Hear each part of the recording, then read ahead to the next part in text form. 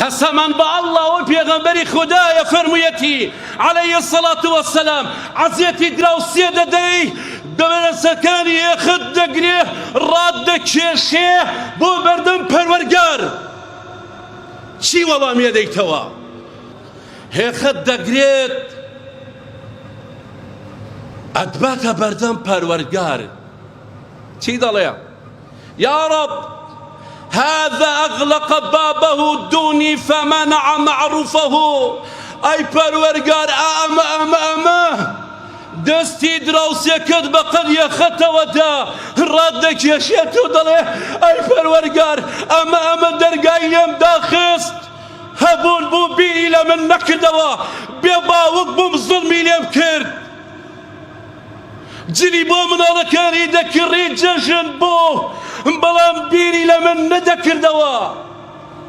قیامەت لە پێشتانە براکانم ئەم دنیاە بەڵێ پێغەمبەری خوددا فەرموویەتی حولوەتون خەضیرە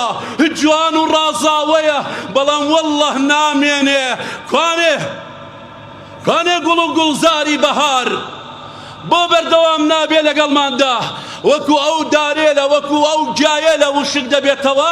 ڕۆژێکیش دێ جەستەی ئەمن و ئێوە لە کار دەکەوێ دەمان خەنەت باندارە بازە بەرەو گۆڕستانت بن بە تاقی تەنها